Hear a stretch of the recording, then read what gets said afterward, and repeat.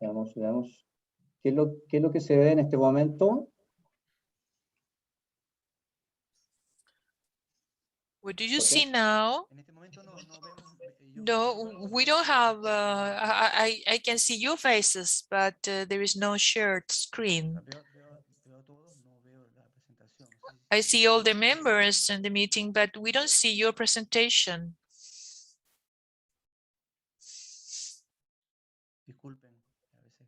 Apologies, these are technical issues that normally happen.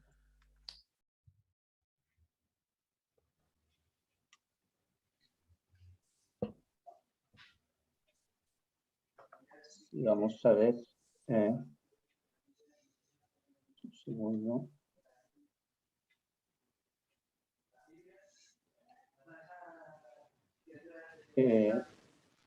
Muy bien. Okay. Now we are okay. This is your presentation now. Could you put the screen in presentation mode?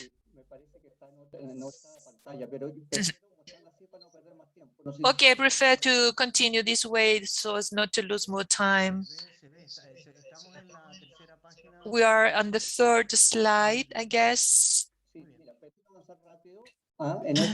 This is going to be very brief and quick. This is rather an introduction to all what is going to be discussed with panel members. This is a project that we have been working from the value chain perspective. We started with the diagnosis of international trade. We can see a recovery here in the year 2021, which is very important in terms of export to the 2%, but increase of prices also, and decrease in volume as well as imports. This is something that I would like to call your attention, and about these basic products, which is fostering the regional activity. This is not a situation that we have. I mean, this is something that from the point of view of the product, there is a recovery, and this is a kind of statistical pivotal effects in all the subregions in Latin America. And so this increase of interregional trade is something that comes after a significant drop. What is relevant here and there, I would like to hear from our colleagues that this is produced amidst a trend of decline in the interregional trade that has occurred over the last decade. So we are talking about almost 12% participation of exports, which are regional exports, facing a maximum of 20% that we had at the beginning of the year 2000. So this is an element which has meant a loss of value added to exports, and which has been very intensive in terms of natural resources, except for Mexico, where the regional ties are mainly concentrated in few countries: Argentina, Brazil, Chile, Mexico, and Colombia.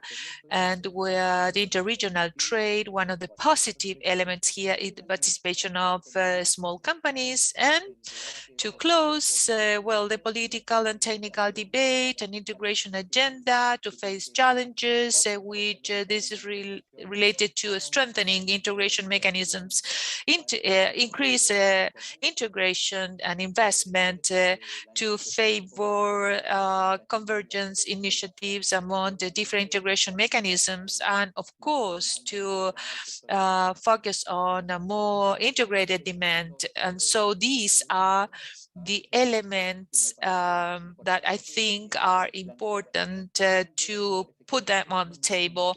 And well, we have an agenda where we're going to discuss the regional situation. Well, I think that these are very important topics to discuss. So within this context, I would like now to give the floor to Annalisa Priming so she can focus on these challenges. So Annalisa, you're recognized. Thank you, Mario. It's a pleasure for me to be here with you today. And as you all know, the OECD from the Development Center and all the other departments. Here I have my colleague Rodolfo from the Statistical Department. We value very much collaboration with ECLAC and European Union in the framework of the facility that Mario was introducing and transitional development and how to rethink and talk about cooperation ways which can go beyond the traditional framework and could be an assistant for partnership and assistance. And so the discussion on integrational, regional integration and how this helps us to get rid of the current crisis is really an essential topic. And before listening to Rodolfo, who will present an important work at the analytical level on data about trade, I would like to make a reflection here. When I talk about regional integration in Latin America, it's like a dream. Sometimes I think of in silver, paper, the industrialization, and something is related to that. There are a lot of progress. We have important colleagues which represent agencies supporting integration. But when we look at numbers and data such as interregional trade, Latin America, compared to European Union, Asia, Africa is similar to Latin America. When we look at data in Latin America, in regional integration decrease in terms of interregional trade, and in Africa, this increased. And so when we look at the commitment of head of states in Africa in the 2063 mission with the support of African Union and to use the commercial area of free trade area in Africa, which was invigorated recently, we see the difference there. We have different projects about where the situation in Africa, the African Union, and many topics which are not being resolved in Latin America, which has not been resolved within the framework of non-tariff barriers and other emerging issues. But I think that at ECLAC, I have my heart at ECLAC. I've been trained here and will remain as such for life, but we have always talked about the need to integrate the region and if we could do something more. So I would like to know what the experts have to say. Here we have an excellent panel with Jose, Mario, and other friends, and to reflect upon integration in Latin America. Mario is saying this is a complex situation, and I like your slide with the different difficulties and challenges that need to be faced. But the first thing is that we need to look at regional integration towards the future, looking at the impact of this. Why is this so relevant for Latin America? So this is an inward approach. And so the key here is a regional integration that will allow for driving towards productive transformation of the region. Two things cannot be separated.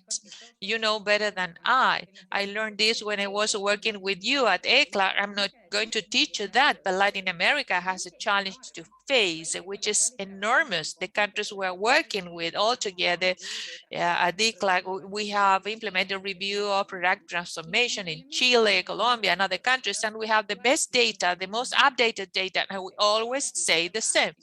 Colombia is still exporting 50% oil. In Chile, we have copper. Despite that, at a micro level, when we look at diversification of products, we see other things, but there is this issue that how we can use regional integration as productive transformation thing. So what we're looking at today, because of the pandemic, the countries have the need to say, well, I need to have manufacturing capacity that is at hand if I don't have it in my own country.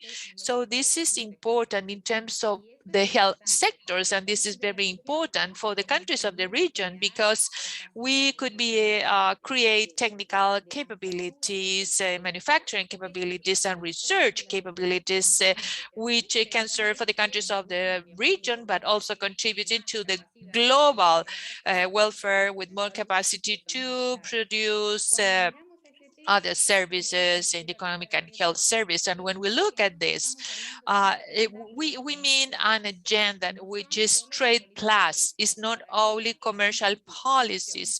So for this to work, for regional integration in line with productive transformation, we need to think of these policies, the policies of intellectual properties, innovation, industry, investment, infrastructure.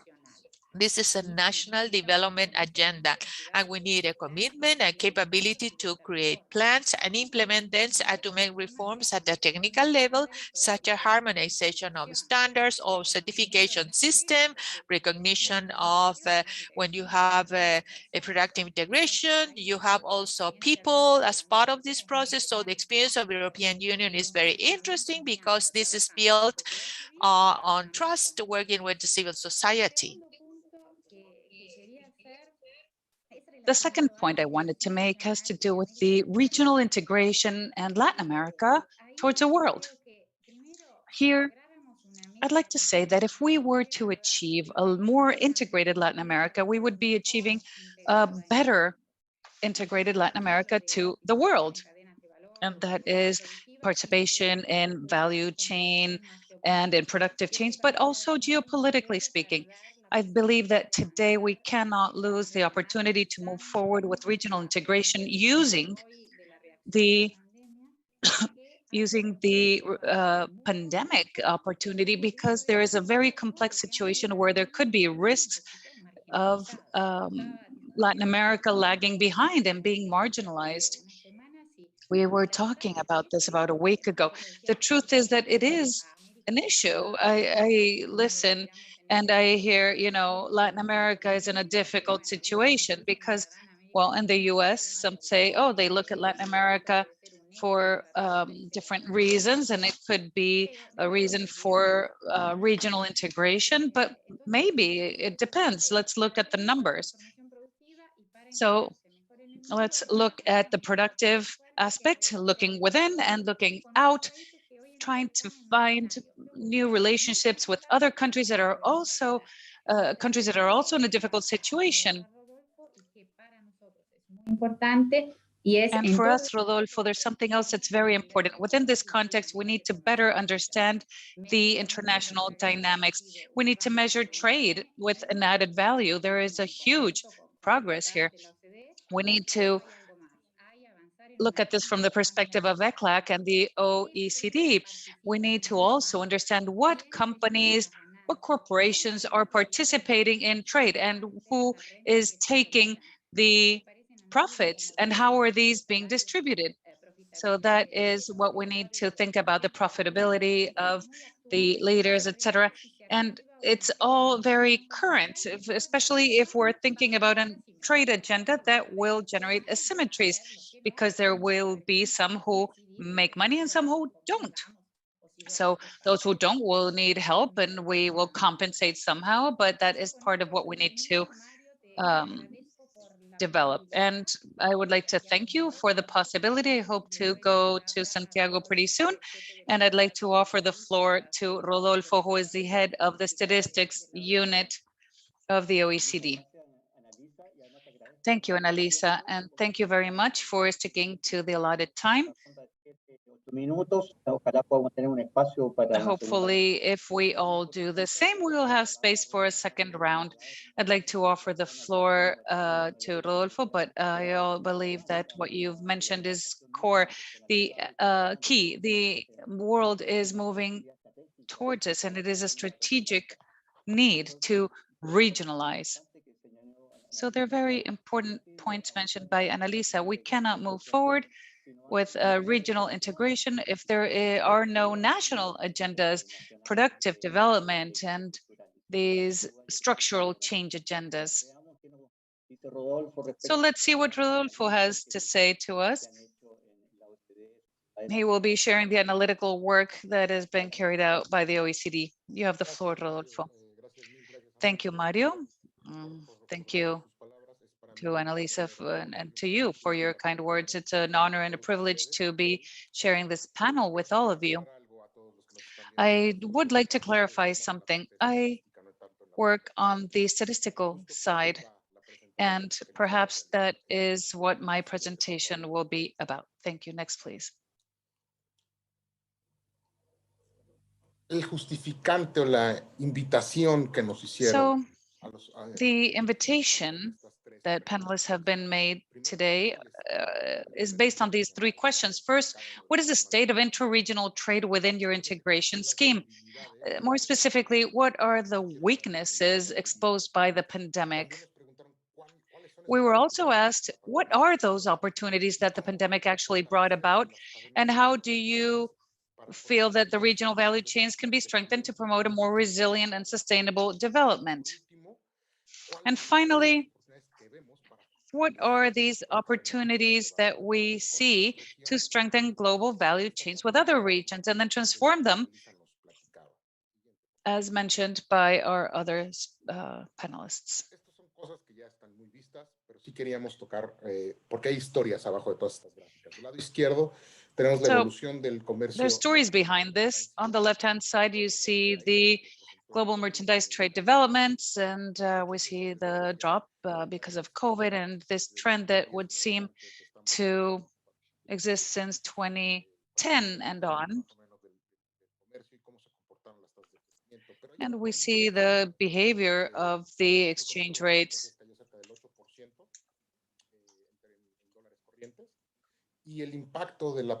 And the impact of the pandemic is quite heterogeneous. The automobile industry has improved in Latin America and has dropped, in Europe and in Latin America, but there's also been a boom with electric cars. And of course, there's been a boom in the purchase of electronic equipment to work from home, and that promoted and fostered the exports from China and Korea. We also see that the demand of energy dropped, the prices of metals increased, and certainly pharmaceutical products were very dynamic last year, while in certain regions there was more production basically related to COVID. And we need to focus on merchandise here. On the left-hand side, again, we see the aggregate exports of services from leading traders by category. And on the right-hand side, you see how it changed due to the restrictions imposed by the pandemic. And we have an item of tourism and travelers that was reduced extremely. But despite all this, there's stories beneath this. We see that in terms of tourism, you don't see any signs of recovery. There was a drop of about 18% of these services in general. Passenger transport was affected enormously, but there's been a slight recovery of about 20% in Asia Pacific, also because of pact with the prices. So all the trade that we have seen that has to do with digital services has done well. IT, telecommunications, the businesses, these are doing well in the Asia Pacific region, but in homes, we see a sustained increase in insurance products and financial products. We see that in 2020, goods and services saw this, but let's talk about the regions. So here we see that in the Asia-Pacific region, merchandise trade performed well. And this is because the basic desires of economy were worked out well. And so basically the Asia-Pacific has supplied the rest of the world's demand. The services saw a huge drop in travel and passenger transport, while all the services that are digital, telecommunications, computer services, information services were booming. For the Americas, we see merchandise imports faring much better than exports, but Brazilian exports were sustained by metal ores and agricultural products. We also saw trade in services subdued as the drop in travel took its toll. And Europe, we see that traditional exports were greater than pharmaceutical exports, but they also had a significant drop in services, which was affected by the weight of travel. But of course, there were some bright spots in financial and insurance services. Next, please. This is pretty much what we saw in 2020, but what can we expect in 2021? Mario clearly mentioned that the prices of agricultural commodities are rising, and this is favoring the exports from Argentina, Brazil, South Africa, Australia. This drop in the exports of vehicles, for example, and parts as a consequence of semiconductor shortages, has weighed on exports from France and Mexico. Now, for trade and services, the first quarter, we see travel still very much restrained, but the value of trade and transport has risen, and in terms of maritime and air freight rates. Trade in digitally deliverable services continues to grow, especially in East Asia. Thank you. Next, please. But what do we really know? And this is more statistics. I like the OECD logo because it says better policies for better lives.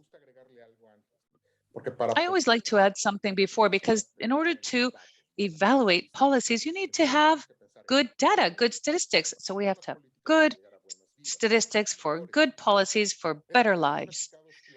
So what I've shared with you is a very broad perspective of trade. We need to take into account the perspective of trade in value added perspective. And at ECLAC, we look at this. They usually look at the more regional Latin America and Caribbean perspective, and it's included. The knowledge from 2014 on has been added and updated in 2018. And that is why we need to have better data. We need to have certainty in the data. We need to have stronger global chains. But we also have a problem here. Normally, value added statistics are not very timely. So we also don't have quarterly data, and the policies in the short term need those. We also need a very high investment in order to make comparisons between countries. What we are offering today is to change the perspective and to steer a little away from this. And instead of seeking these large regional and global initiatives, maybe just use national data to see what indicators we can obtain from there. What is necessary? We need different tables, and we need information that this ECLAC initiative has initiated in several countries, and we need yearly and biannual as well. So there are certain product indexes that allow us to obtain quarterly data, and this will have a significant weight on opportunity, having timely data, and also preventing error margins. And we also want to offer this new perspective of what is the role in terms of distributing the profits. So we want to share the vision and prices of the purchaser's view. So what is truly important here? Two things. First, in quarterly indicators of value added, trade, and this based on what we see from the countries, not global or regional. On the right-hand side, you see a percentage of the foreign value added with manufacturing of automobiles and other services. And you can see that 2018 was quite stable, and then you see a drop during the COVID period, and this is not a surprise, really. You see a decrease in the share during 2019, and due to the post-COVID recovery, we have a slight increase. And towards the end of 2020, we went from 0.43% to less than 40. So this is the huge impact it had on this, COVID had on this period, on this indicator. And the other is a perspective of consumer price perspective.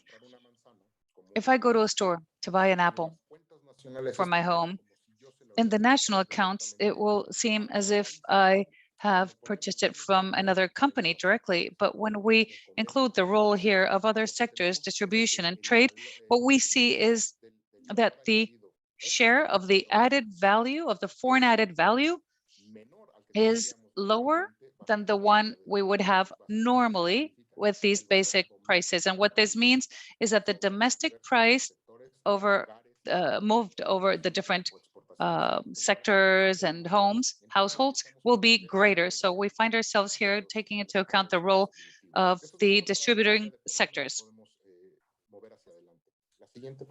So next slide now. And with this, I'm finishing now. What we have learned?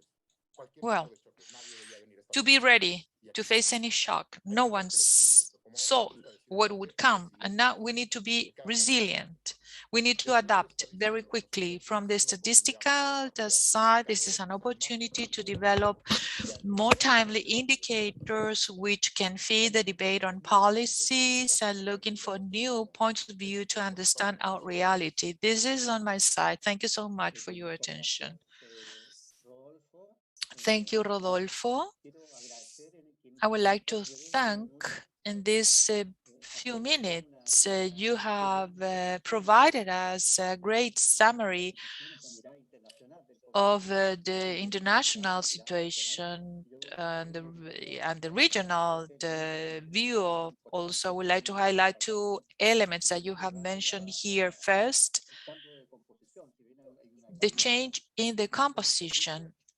There is an important, significant drop in services, but also when we see all this within the pandemic context, some other sectors become dynamics, well, the services related to ITs and also I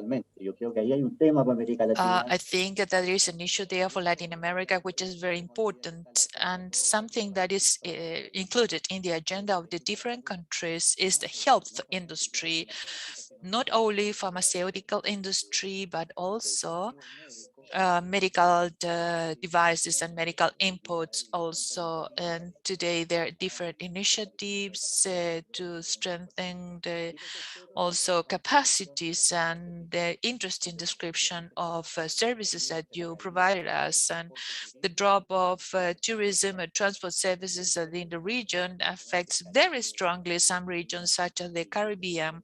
The drop in the tourism represents 40% of export in the past, but now business sector also and services. And now I would like to give the floor to Jose Manuel Rueda, Scientific Director of the Research Center of the European Union, to provide us with a view from the European Commission about all this that could be complementary to integration and development of different strategic industries.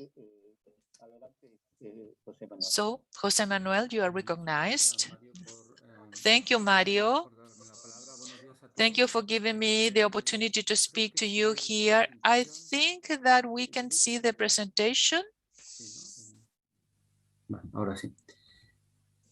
Ahí se ve, hay un Segundo. pequeño... And there is a... Gracias. Ahora sí. Sí. Bueno, buenos días a todos. En primer lugar, Good morning, everyone. I would like first to thank the organizers for the invitation and for having the opportunity to share with you with this such a prestigious panel my presentation. So I will provide you with some statistics, as Rodolfo said before, and some empirical evidence in terms of the policies which can support the development process of value chains. So new opportunities that we have now because of the pandemic. In the European Commission, I work for the research center working on the policies for the European Commission, and I am more familiar with the statistical and methodologies and analysis more than the policies in itself. I wanted to start by my presentation here of a new database that the European Commission has developed and put at disposal of everyone, where you can find since 2010 to 2019 different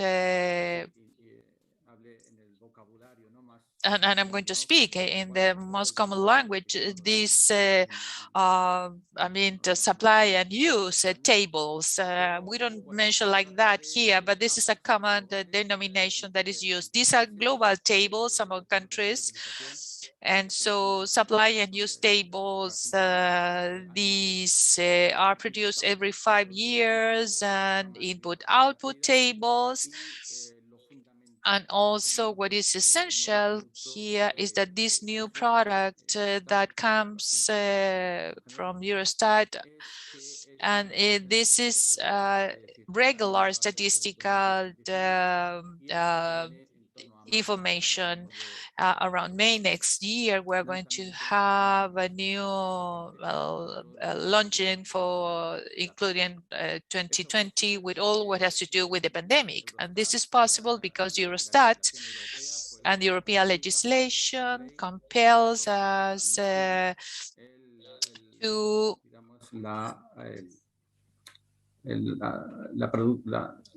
producción a los países produce these tables for the different countries and input-output tables, mainly that we use as other forecast methods to read, but always respecting to the macro demand table. In terms of country coverage, in Latin America, Argentina, Brazil, Mexico mainly, and the G20 countries, 27 countries of the European Union and United Kingdoms. And well, I don't want to expand so much on this, but I mentioned this here because without this database, any measure in terms of value added could be impossible. Some of you probably are familiar with this picture, but with this I can explain that when during the 50s, 60s, one of the objectives of the economic policy was to increase export. And so today, the world is a factory, the world is a chain of production, and to export more doesn't mean to create more value added within your own country. And this is something that we're witnessing today. We have Ferrero Group as an example. And this is an important multinational group where we have 2 factories, one in Argentina.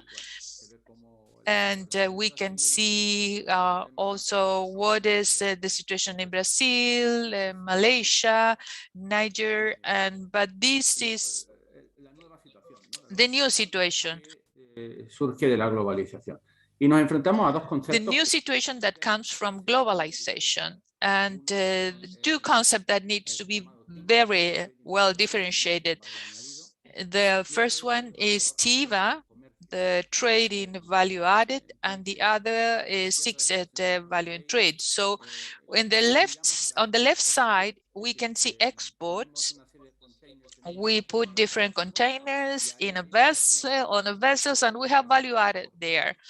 Own value added and imported value added of other countries which have contributed to the production of these goods. And this is what we call factor in trade. Different from trading value added, where we can see on the right side, when you go to the supermarket, you are buying products, and if you pay attention to the labels, we have value added from the different countries. So from some point of view, exports are the elements which move the value added in the country. On the right side, the TIVA is similar to the carbon issue from the environmental point of view, where their demand in the country creates some effects on the employment, emissions, and others. So it's important to make the distinction in terms of measurements, how we can measure all this, because when we go through customs and nobody says how much is national value added or domestic value added or foreign value added. That's something that we will have to approach in some moment in time. From the total export value of any good, we can divide this into exported goods for final use or for intermediate use that could be part of other processes. These exports also can produce domestic value added.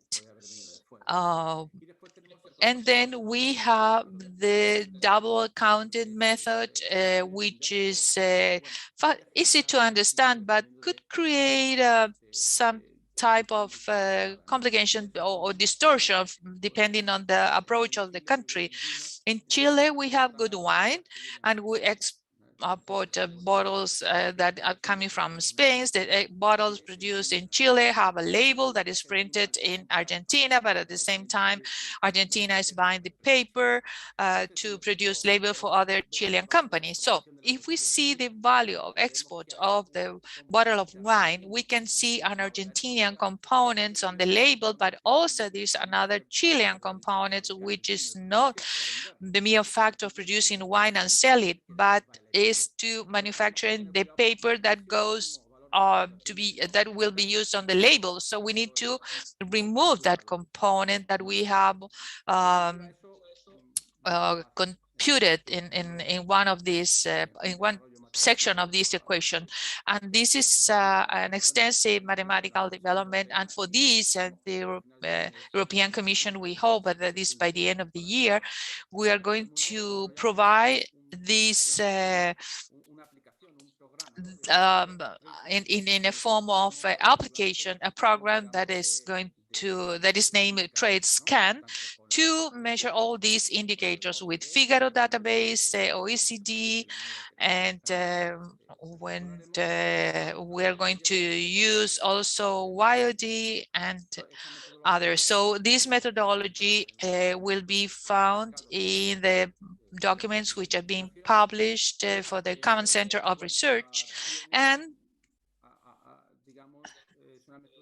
this is a methodology that is embedded in the app, and we can see what is the exporter country, the importer country, which is going to be the end consumer, what sector. And this is a tool that instead of program all the mathematical issues with just a couple of clicks, we can have all these results.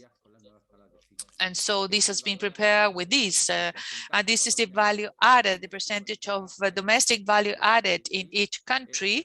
What you can see here in terms of gross exports to the European Union, you can see here Argentina, the first one here in this chart, before the COVID, and we can see the value-added portion, the share that has increased. And this is not the case for Brazil, which is being reduced, and but is the case of Mexico that increases a little bit, but not so significantly as in Argentina. You have other non-European countries there where you can also calculate or to see the calculation of this indicator. Well, some concluding remarks based on the questions which were raised in the panel in terms of what is good in terms of recovery. Well, from the research, economic research point of view, more than the day-to-day activity from the private sector, what we need is to have statistical data, as Rodolfo said, data of quality at domestic, regional level, but we need also different collaboration of national statistical services to gather information of new statistical concepts, such as the ones we are taking from abroad to be processed, but such as the commercial activities where the product is not going out of the border of the exporting countries. And so we don't have abundant information, but what is it's important to assess this global value change. We need to include, well, because this is not taught at the university, at least in the Spanish case that I know this very well, but we have input-output models only, and there is some effort training or specific workshop, the United Nations. I'm in charge of the International Input-Output School, but we need good experts, good analysts to design not only this tool, but to apply it, to know it, and to interpret the indicators and to reach conclusions, conclusions that policymakers want reach to know, because from the FIGO OECD table, input output, the conclusion of economic policy, there is, I mean, an ocean of information, and we need to lay down bridges that good analysts and the specialized analysts should work on this. All what I have said, this is a macro level, but I have to focus on the micro aspect where we have a database from Figaro and OECD has been published for quite a long time by now. And we have trade statistics here, bilateral and balance without the symmetry statistics at the 4 digits level. The national statistic and Eurostat have 6 digits, and we can reach up to 8 digits, and we can assess the skills, and we can assess strategies and critical sectors, not for the economy, and we shouldn't forget that these are the tools, but the extended use tables, and well, if the industry is, I mean, managed by the multinational companies or exporting companies, well, there is a work that's been done in terms of macroeconomic data, which can feed the analysis. José Manuel, your time is almost up. Thank you. Well, there is experience there at a regional level that was very interesting. That's it for me. Thank you very much for the opportunity to participate and present before you. Thank you. And apologies for taking a little longer. No, on the contrary, thank you very much. And I'd like to apologize to all our speakers. We know that time is always insufficient, but it's been very interesting.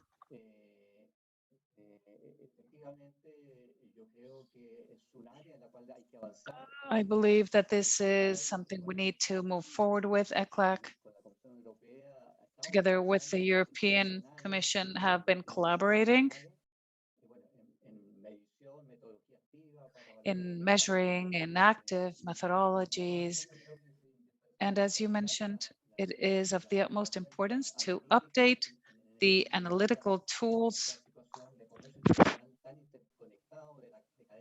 especially in the midst of this situation, this current situation. The main challenge of Latin America is how to strengthen inception and global value chains. And for that, we need to have indicators, and we need to be able to evaluate our lines of action, and we need to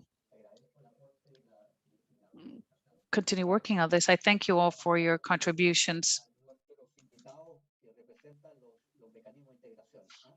I'd like to present to you the mechanisms of integration. It's not necessarily academic.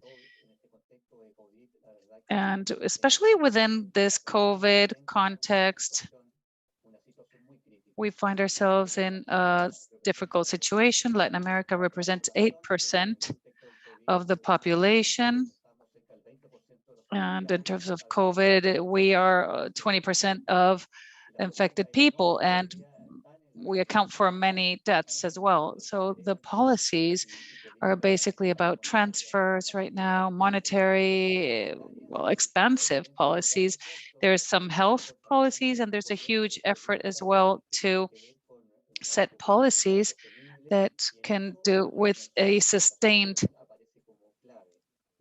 policy. And it is key, especially associated with sectors that can be dynamic and that respond to this situation. And of course, that they can generate employment and trade and greater added value. So I'd like to begin with the integration mechanism. I'd like to first introduce Mónica Martinez, and she can correct me if I'm wrong. She's the subsecretary of the Platform for Support to Middle-Income Companies in Development from ALADI. So you have the floor, Mónica.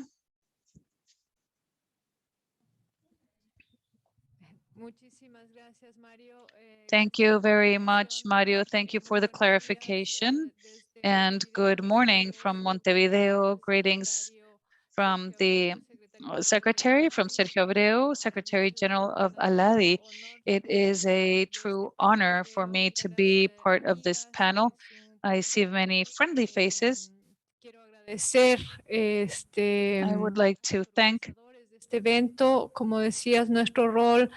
organizers of the event. As I said, our role is not so much that of statisticians, but our colleagues prepared many figures and numbers, and the advantage of speaking of such brilliant panelists is that it will save us save me from reading the numbers that we're working on here at ALADI. I would like to mention that what we're doing here at the Secretariat to promote intra-regional trade, we find ourselves at 10%. It is a figure that is historically low. So for this, we've tried to summarize and answer the three questions that were asked of us. What do we do at ALADI to favor integration, that integration that Annalisa mentioned? How do we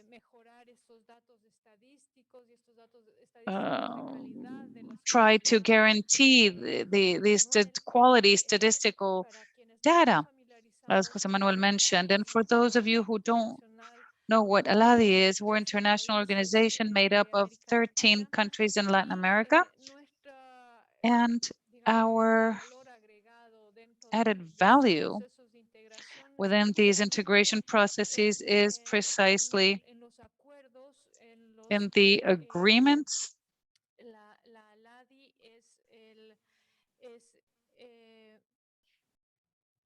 no solamente el depositario, sino también el promotor. Tenemos 83 acuerdos vigentes. We have 83 agreements in force.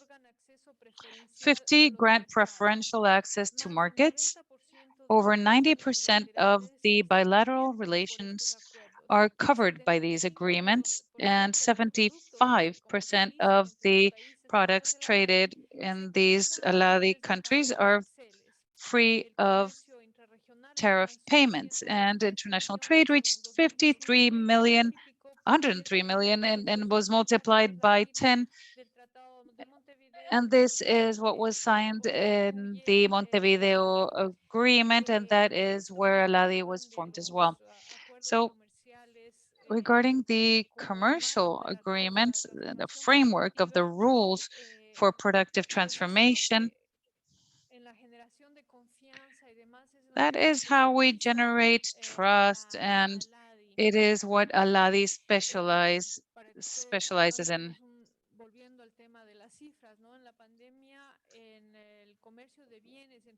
And during the pandemic, the trade of goods dropped by 18% with respect to the values of 2019. But then a recovery began, and in the first quarter of this year, our indicators of the intra-regional trade shows a higher value than the first semester of 2020, but it also finds itself at a similar value of the first quarter of 2019. This recovery persists in April and May this year. Trade has recovered, but we need it to grow further at a better rhythm and with more varied products, as was mentioned before. In terms of trade of the ALADI countries in the world and in the area, we see that in 2020 exports dropped by 6% and imports by 14% with respect to 2019. The increase of the global demand, especially China and the US, and in terms of amount and their positive impact on raw material prices, it was determined that the first quarter trade values were higher than the values of 2019. But you asked us what to do in view of this. How can we contribute to this integration? How can we contribute to recovery? And here we would like to take this opportunity to show you a general perspective of what we're doing here at the Secretariat to put tools at the service of countries that will facilitate this or enable this contact and trade, and then remind everyone that ALADI has a 20-year experience in these roundtables or business roundtables, and we have had to reinvent ourselves with the digital world. ALADI had one expo, ALADI, that was in person. Now we're programming 5. 2 have already been held. The first one was for sectors of greater impact as a result of COVID, and the second will be for companies led by women. And here is where this concept is changing a little, and that's what Rodolfo was talking about, how these business or roundtables or business rounds have changed. We're trying to work on other topics, such as which ones have been most impacted, the most vulnerable sector, which ones have suffered most. And in August, we've been dedicating it to creative industries. And again, all these needs to reinvent themselves in the digital transformation. This is a point that we are responsible for. In October, we'll have the Expo ALADI, as it is known, and in December, we're thinking of holding a roundtable on value chains. And this was also, well, we believe we need to look at it not only from the perspective personas, cómo acercamos al empresario of que statistics, but also how we bring it closer to people, to business owners, and to see how with the pandemic, some people have had to seek alternatives. And in finding alternatives, we have begun to, well, we've seen that a week ago, the Pyme Latina Grandes Negocios was launched, and this digital platform is offering small business owners in the region specific assistance, such as the business center, the training center, and the logistics center. And this is to offer alternatives, as I mentioned.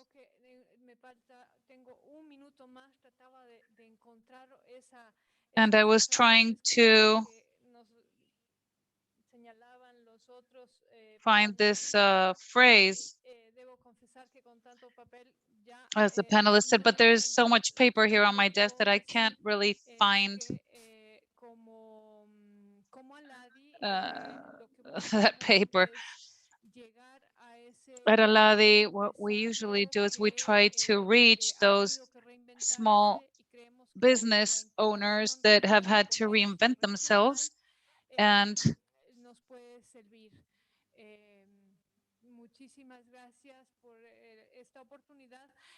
well, thank you for the opportunity. And just know that you have the tools, and I second what Mario mentioned this morning. Thank you.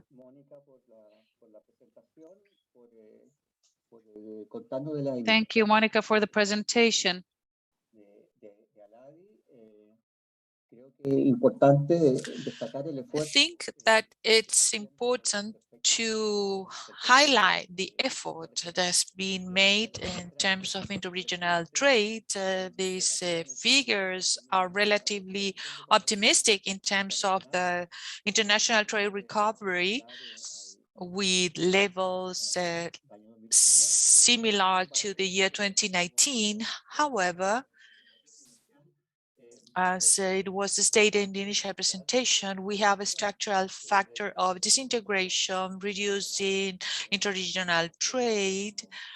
As a mid and long-term trend, the current situation will probably revert that trend. So the question now is, what are the type of measures that are going to be taken, as Monica said, with the small and mid-sized companies? And the technological services also will be affected by this. So one of the main challenges for Latin America and the different integration mechanisms is the digital regional trade. There is a lot of things to do that. Just the e-commerce has grown 40, 50, 60% at the national level. However, the trans-bordering e-commerce has been reduced. So it is necessary to coordinate the different institutions to ensure that this market is not depleted. Now we have Diego Caicedo, the Director General of the Andean community. So he will talk about the agenda they are working on.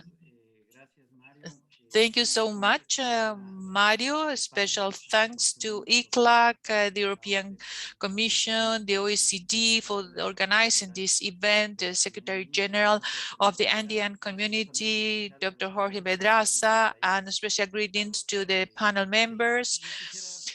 And well, I would also like, as Monica presented some data, I would like to provide you with some figures which have been validated, and we agreed upon the different impact of the pandemic in the region.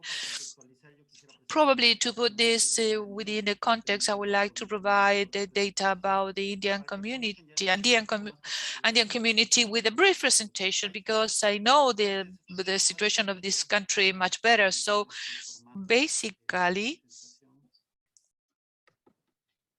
Correcto. Entonces, decirles sí que la comunidad andina. to tell you that the Andean community is made up of Bolivia, Colombia, Ecuador, and Peru.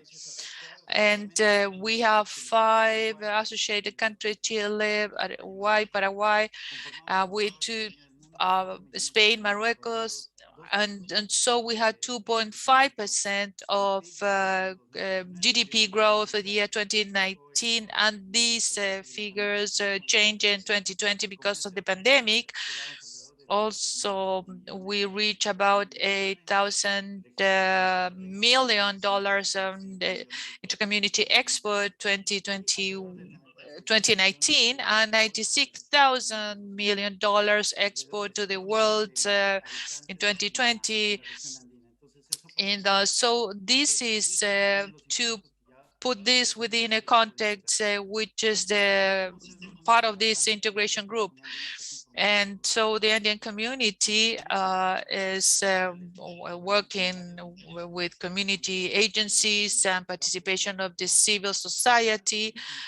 And so this gathers every pillar from the government, from the organization, with and the academic, entrepreneurial. So the structure, I think, is one of the integration projects which has been better formed in the region. And so we can have these results on this free trade zone with a non-binding features, and some of the milestones that we have is to travel without visa and passport. We have been working very strongly in terms of creating competitiveness in the region, and these are one of the facts that we can show in the region, and we value this, trying to promote integration processes. Just to provide you with information about how the exports grew in this integration report. In the case of Bolivia, 289 times compared to records in 1961, and Peru 207 times. And so this gives you the measure on how the export structure is drawn up. Although exports grew, we are still tied to export structure, which is not much diversified. You can see here on the slide. Well, anyway, I'm going to provide you with this presentation so you can review this later. So we still have an export structure of raw material, fuels, mineral oils, and some primary goods, and we, despite other exports have grown, but we still have a very restricted growth segment, not only in terms of products, but also markets. And this also led me to show you this chart where you can verify that most exports and imports on the Andean region are tied to third markets, and not the interregional trade that we think should be strengthened in the region.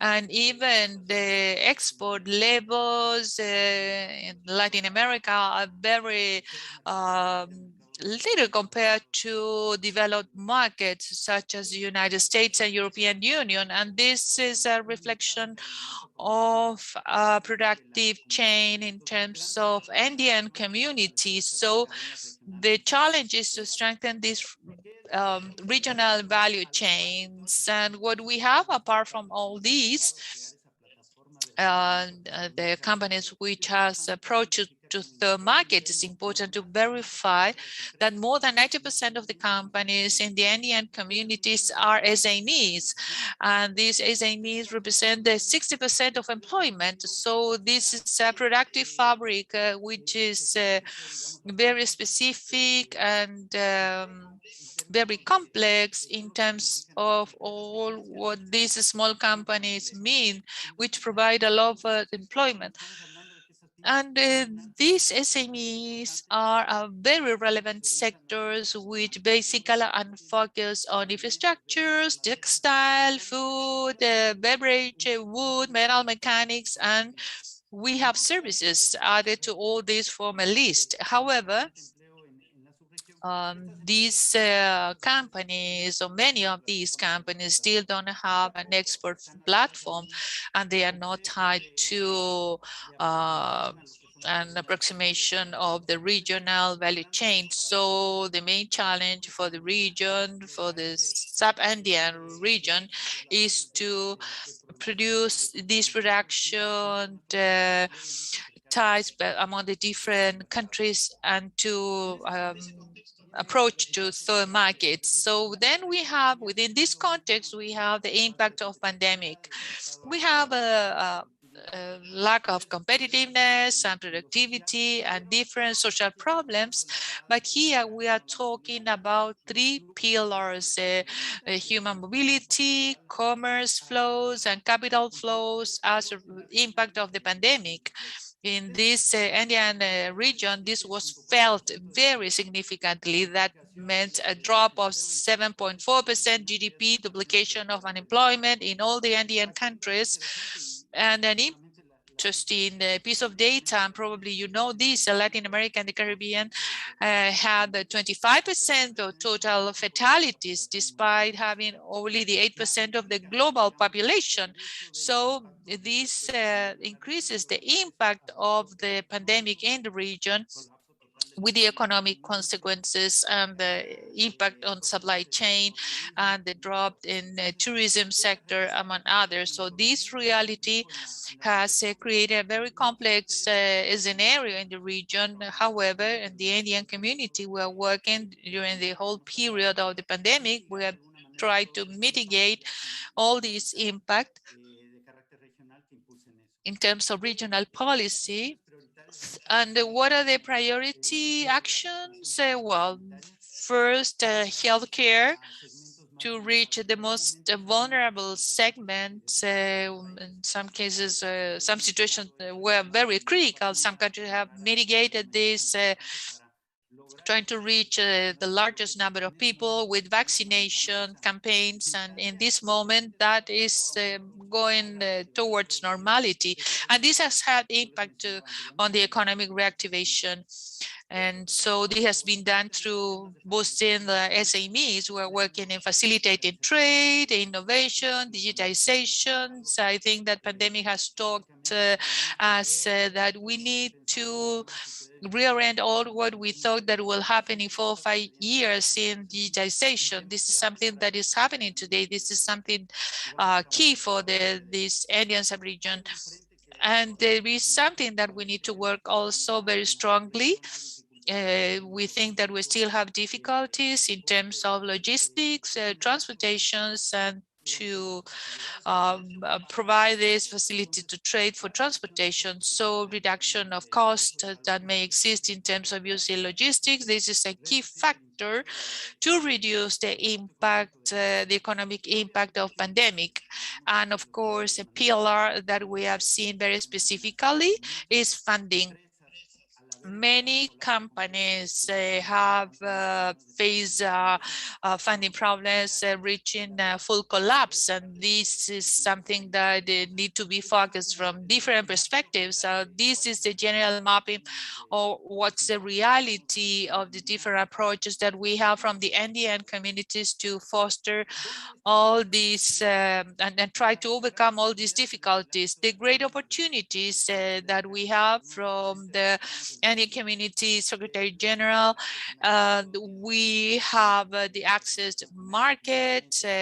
We have also some agricultural health and productivity transformation, the physical integration, productive transformation, and human mobility, intellectual property, and cooperation statistic. We are working with ECLAC now in terms of the facility and what will give us a result in terms of input output here. But some of the things that we have done over this pandemic, we have approved more than 20 decisions related to facilitate trade, simplify procedures to trade products and domestic health. And we also have sanitary prevention measures for custom movement. We have worked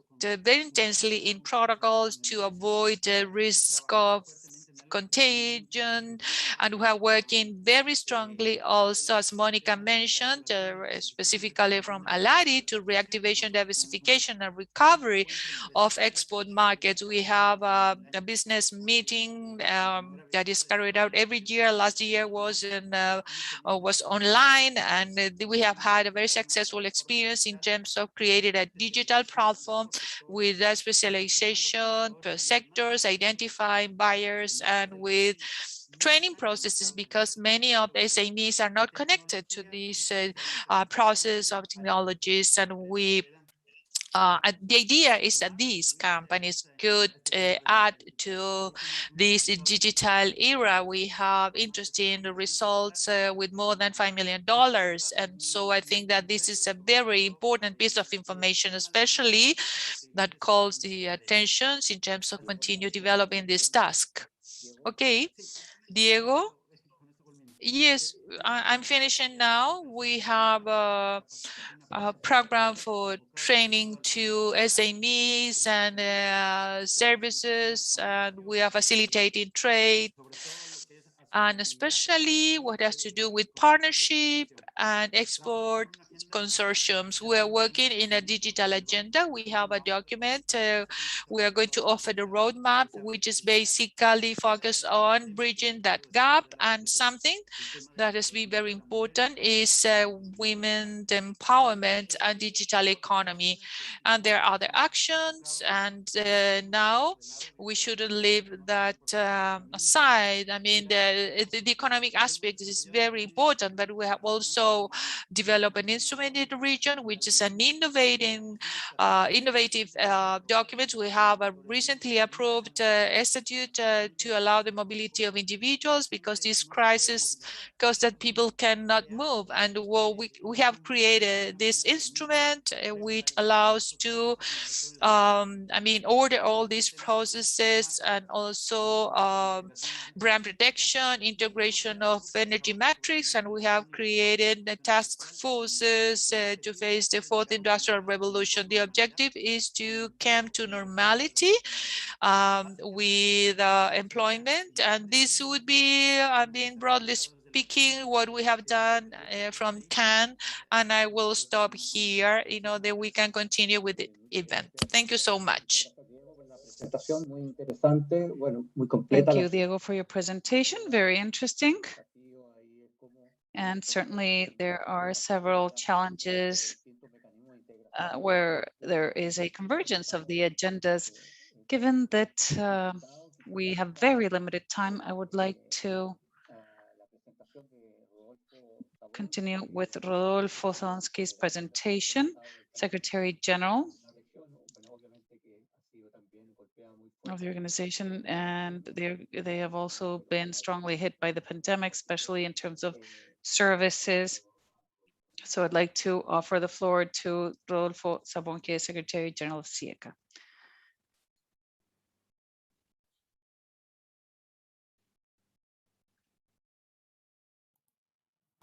Como no, muchas gracias. En efecto, se ve mucha convergencia en todas las presentaciones Thank you very much. This is all very interesting. I see there is great convergence between all presentations. I will try to focus more on the differences than on the similarities. In the first place, I'd like to briefly explain what the CIECA is, because many confuse it with other organizations. The Association of Caribbean States is made up of 4 groups: CARICOM, countries in South America, the group of 3, Mexico, Venezuela, and Colombia, and those that are not in any group, Mexico, Panama. And we have 10 associate states that are territories that still are not independent. What is most important to recognize here is that these countries also participate in other regional groups whose objective is integration. So CIECA, or the Association of Caribbean States, has several objectives. And within the association, there's member states that also form part of other groups, other organizations. So there is significant overlap. The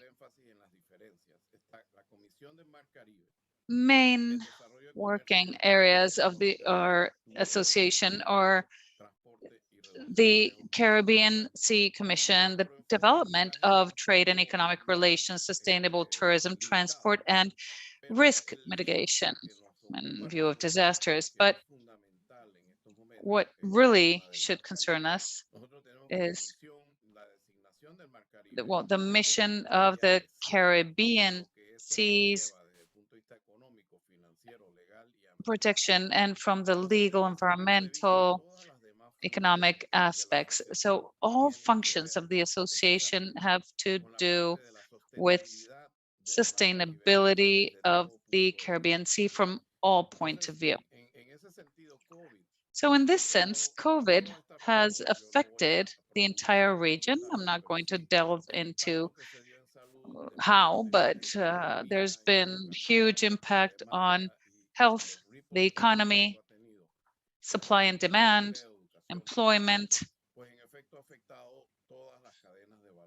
So it has affected all value chains in the region.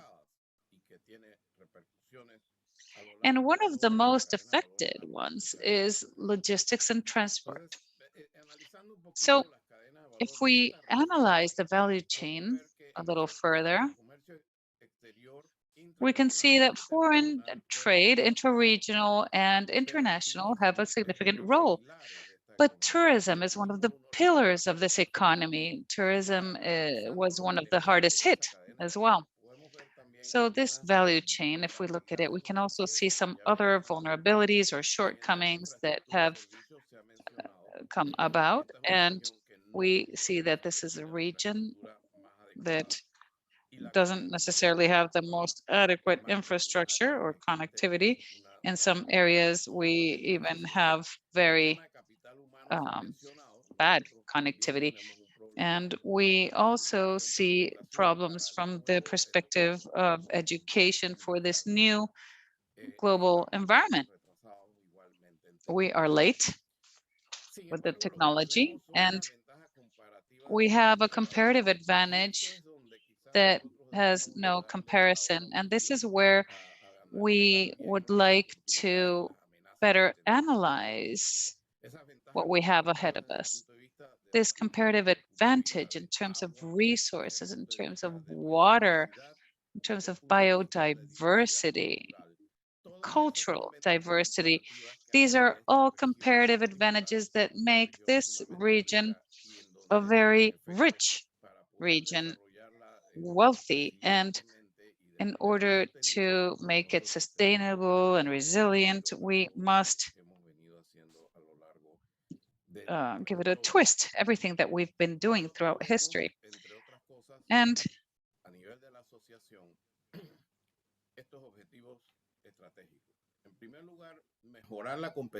so Regarding the strategic objectives, we wish to improve competitiveness, and in the we're talking about the lack of connectivity. We really need to have logistics and maritime transport strategy. This is key. Without this, you don't have access to markets. So we need to read that for this to work, you need to foster trade. And they also want to mention foreign, we also want to attract foreign investment, and foreign investment needs to come by the hand of these partnerships, public-private partnerships, because states have had fiscal issues and it has been very difficult for them to have credit capacity to entertain at high-level investments.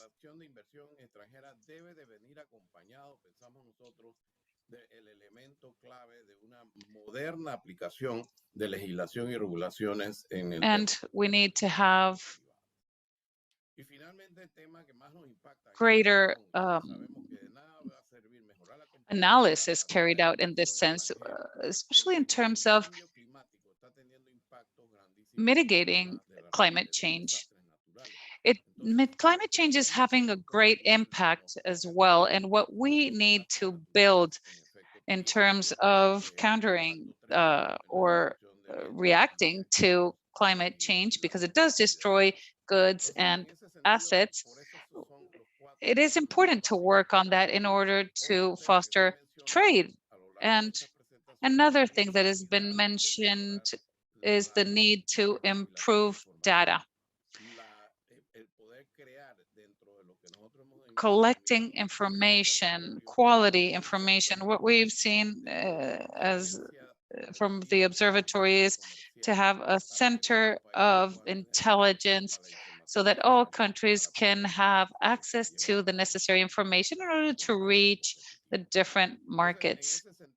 So in this sense, we've developed in trade, tourism, and transport, we've worked on a series of things that I will leave here on the slide, but basically it's about improving competitiveness, improving connectivity, enabling trade, transport, and logistics.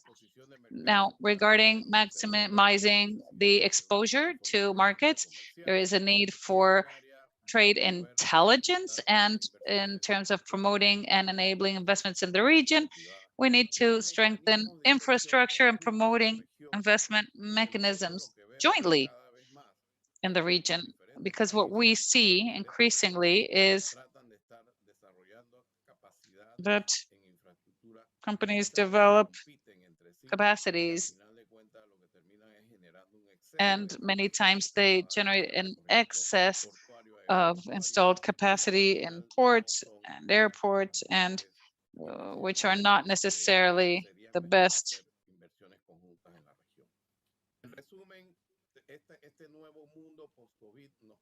And this new post-COVID world, there are many opportunities, there's challenges, there's threats, and there should be a lesser dependency on cheap labor, a greater dependency on knowledge and technology, more trade and services. Trade will be regionalized. Geopolitical changes, the increasing influence of China, and this initiative of this route has many opportunities, but also many threats. The near sourcing of the end client, and in this commercial war between China and the US, this is what actually happens, and we need to reallocate this productive capacity. And the idea is to make our region a destination of these investments. And finally, climate change. Climate change is having a huge impact on all value chains, not only from the perspective of the impact they have in terms of carbon emissions and also the higher value of transport, which we will see and look at more closely. Then new technologies. New technologies change consumption and transactions. I believe we are now lagging behind, and not decades, much more than decades. We are looking at development through the COVID impact, through the entire digital world, where we need to take advantage and introduce trade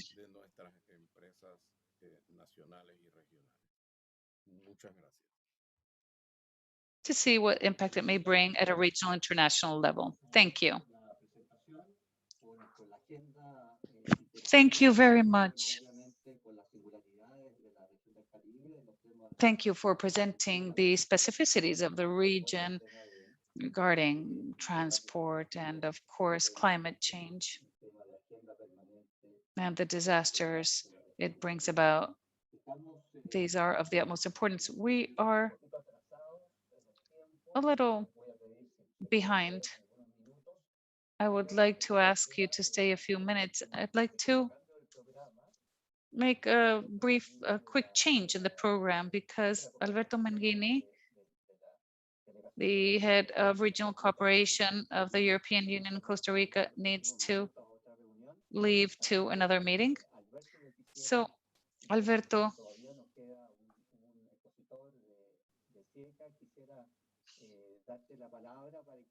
we still have one speaker. So I'd like to ask you to greet everyone before you leave us. So you have the floor. Thank you, Mario. I believe that the Secretary General also has a meeting. We have similar agendas. I would like to offer the floor to Melvin first, because he will also be presiding another meeting that is starting soon. And then I will make use of the floor as well. Well, thank you. So I would like to offer the floor to Alberto Mangini, sorry, Melvin Redondo, Secretary General of SIECA. Thank you. We have to go to the same meeting, and so I thank you, the organizers, for this opportunity to talk about these important topics. We have received a lot of information about these topics of utmost interest to us. And so what the state of the regional economic integration, and what would be the main elements for economic recovery, which has been discussed a lot about. And so in case of Central America, which are part of the integration, the subsystems in Central America, the economic aspect has more than 60 years of existence. The last year, we celebrated 60 years of existence, and in that context, the region has been affected by the different, in different times in our history. But today we are in a free trade zone which covers 99.9% of the interregional trade. We have harmonized regulations with different aspects, including customs, technical regulations, Central American traffic of goods, some regulations which are related to health issues, and more recently, the region has been focused on building the custom union, which has been an area, part of the work that we have done. But in Central American integration does not stop there, but intends to go to more advanced integration stages. And as part of the integration scheme, we're going to find some features which makes us think that we are on the right track to reach integration of our markets. So in practice, and today, the Central American region is the second export destination of Central America. No one could ignore that among the main economic partners, we have the United States and Europe, but we are the second commercial partner of Central American countries, and even the first commercial partner of the Central American countries. And so this is the result of this integration process, which has been here for more than 60 years by now. And 1/3 of exports from Central America remains in the same Central America. Pandemic has affected us, and the percentage that we had historically of about 30% export has been reduced to 28% last year. However, in 2020, despite pandemic and export in the Central American region, the growth was 2%, and this is an important sign of resilience of the Central American market, and of course, the importance of the integration scheme of Central American economy. So it's important to mention also that this is the result of policies which has which are supporting integration, which has been disturbed because of the pandemic, and the pandemic has put all this scheme of regional integration to test. And so looking at the numbers of 2021, we can see that interregional commerce is reaching the pre-pandemic level. We are in levels which are similar to the ones that we have in 2019. And so now we think that we're going to have an interregional commerce recovery. And what has this to do with the value chain? And in the region, this is very clear. The value chain is something very important, but we cannot have value chain development if we cannot have commerce. And when we talk about regional value chain, the interregional commerce component is strongly linked. I mean, we cannot have a value chain development if we don't have a trade or commerce. And this has to do with modernizing the custom processes, key health regulations, and key regulations on transport, and strengthening the transport sector. In Central America, more than 95% of trade is done, by road. So the development of the value chain has to do with clear cross-border procedures and to facilitate the trade as the one with policies as the one that we have today, with clear regulations which are related to technical aspects of the goods which are going to be traded, and regulations which are also related to health aspects. There's no doubt that the key aspect that has been put forward by the pandemic is the need to strengthen the transport sector. Hence, last year in Central America, we developed the biosecurity guidelines to provide transport services in conditions which are appropriate for this time of pandemic. And so the Central America agenda has supported the value chain, the recognition of the same, but we have been working in two value chains. One that has to do with the cocoa, and the other one that has to do with tourism. And the tourist sector is extremely important for the countries of the region. In this moment, we're working in biosecurity and biosafety line for tourists tourism, and we are aware of the great impact of the regional economy because of tourism, to leveraging this regional value chain. We couldn't talk about tourism if we don't talk about mobility of people. They're here in Central American countries. We have policies which are leveraging these elements of biosafety and security, some standardization of health aspects which are included in movement of people in the region, and the tour operators, and also authorities which are involved in these sectors or which are regulated people's movement. And so this is a set of aspect is to facilitate commerce, has to do with transport and has to do with including the biosafety and security agendas. And so this is a set of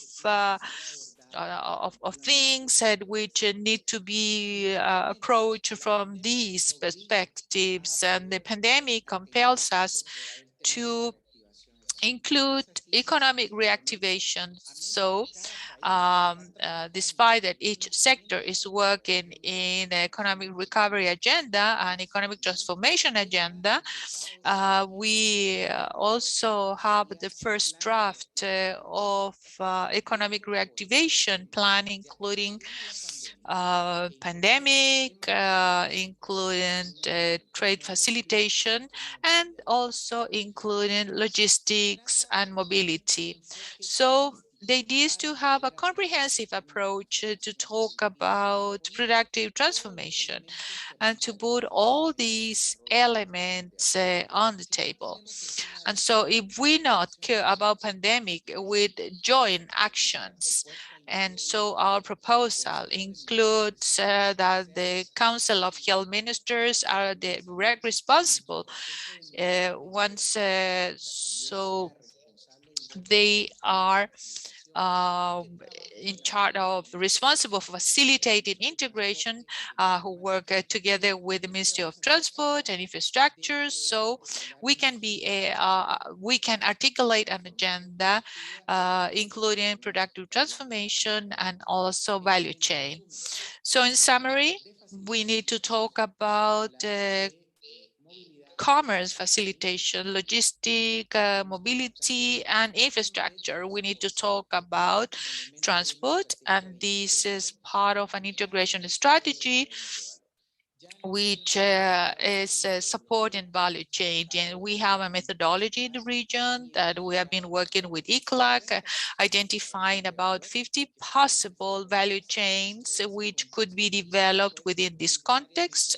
And all this has to be done as part of a comprehensive agenda with clear levels of where each authority and council will intervene, and with the work and development performed by the different secretariats. And so additional to this, we have been working with the private sector.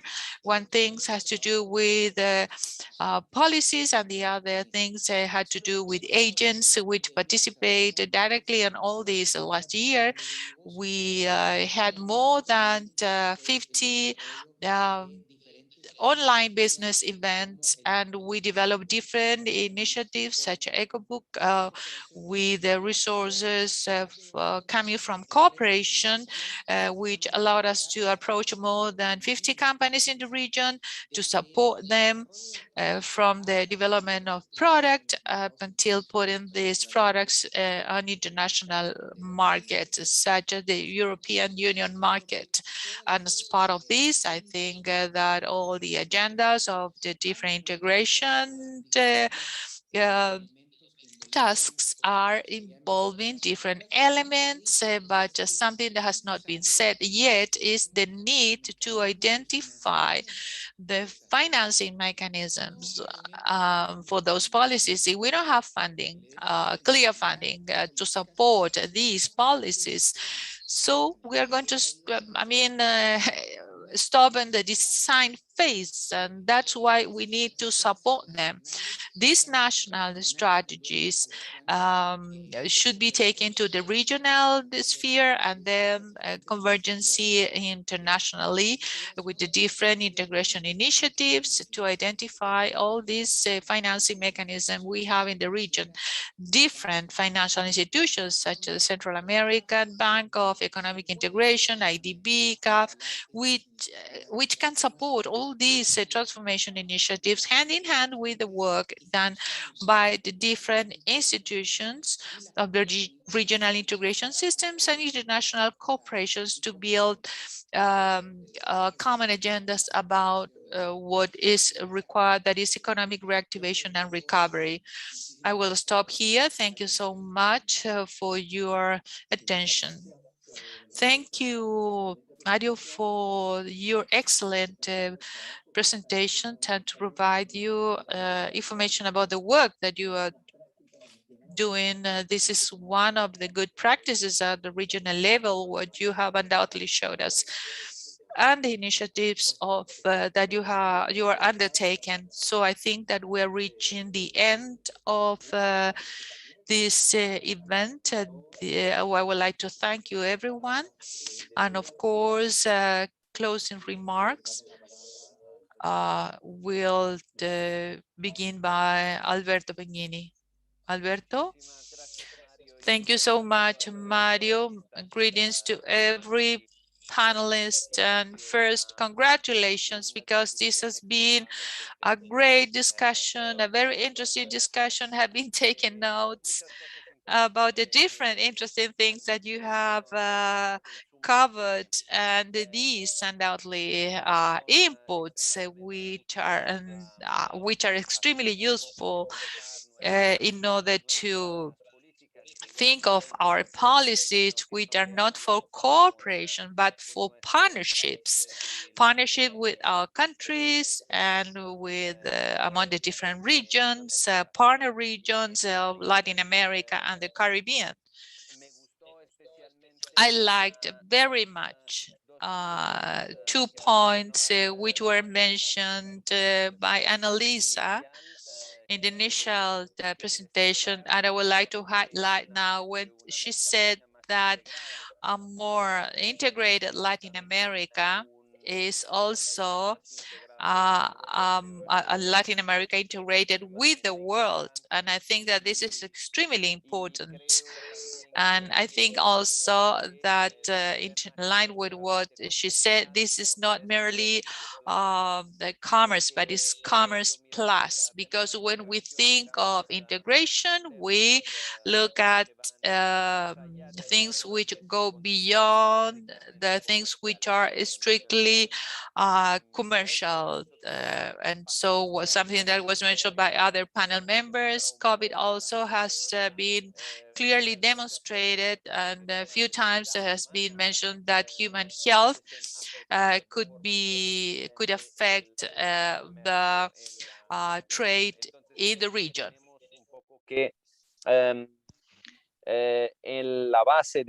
So at the core of this experience, we need to build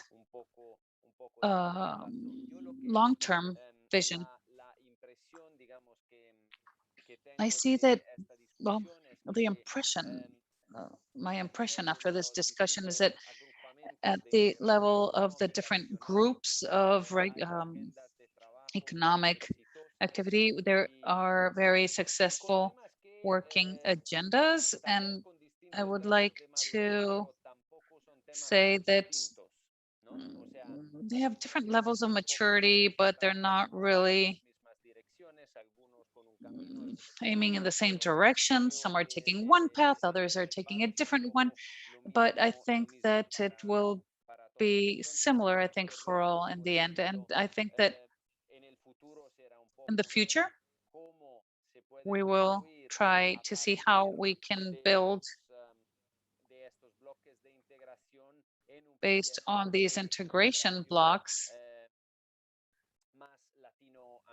based on a more Latin American version. If the blocks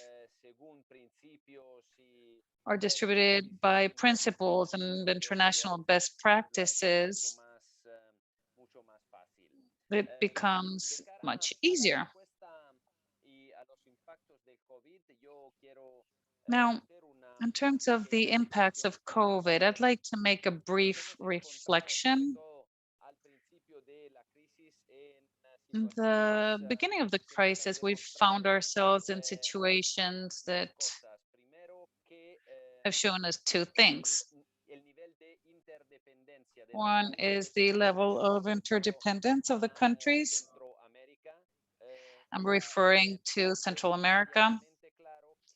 It was clear immediately that there is an interruption of the commercial flows that have a direct impact on food security. So this is an element that we need to take into account.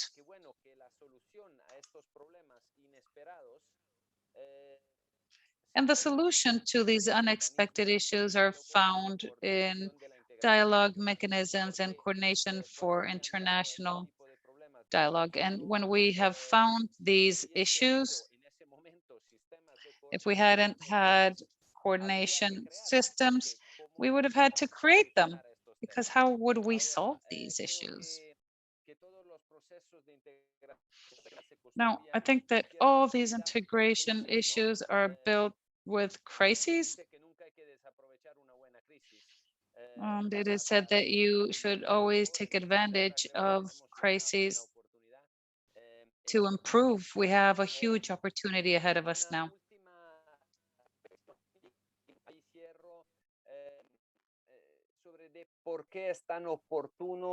Why is it so timely to speak about these issues of development in transition? Several of these aspects have been mentioned. There's some things that are normative, some have to do with the rules, and some are infrastructure related. So I think that to improve trade, well, it's not that they don't need funds, they do. Sometimes we need investments, but you also need political support and to sit down and agree on some principles. So I believe that in this development of these transitions between Latin America and Europe will continue in that direction. It is much easier to support them with this dialogue and supporting them along this journey of finding standards and common objectives than supporting infrastructure, investment related aspects that require a different level of commitments. So I would like to congratulate ECLAC to frame this discussion.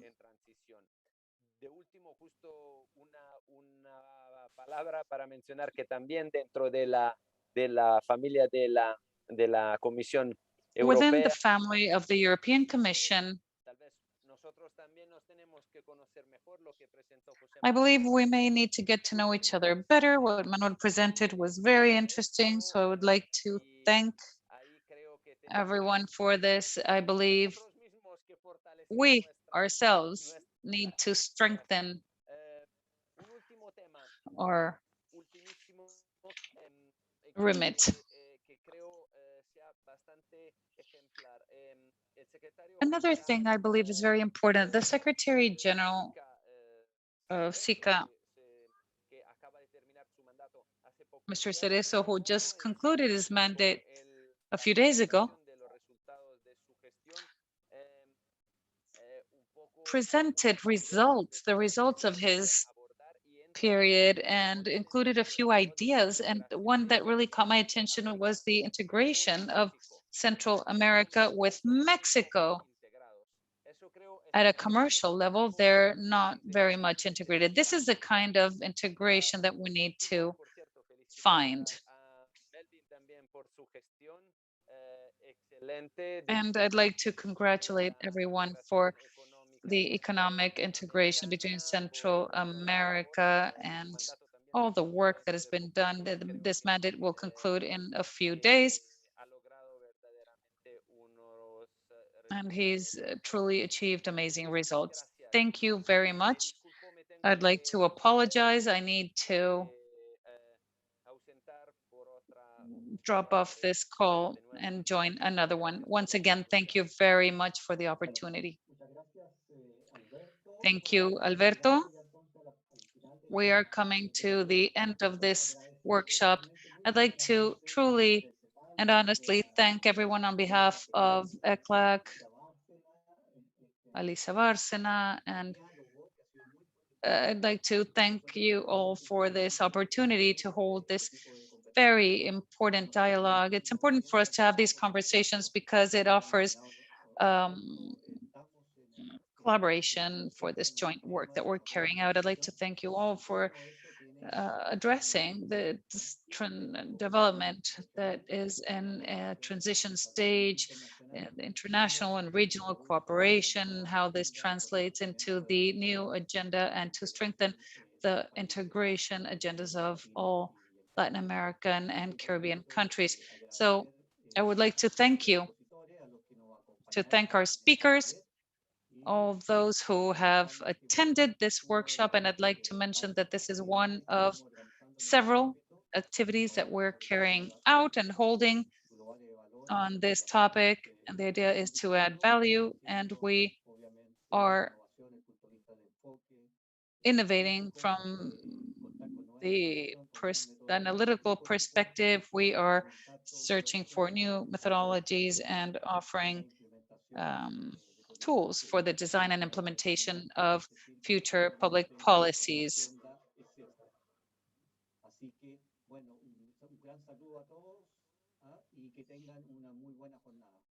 So thank you all very much and have a great day.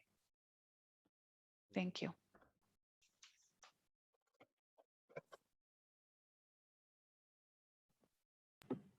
Muchas gracias. Buena tarde. Muchas gracias. Buenas tardes. Gracias a todos. Recording stopped.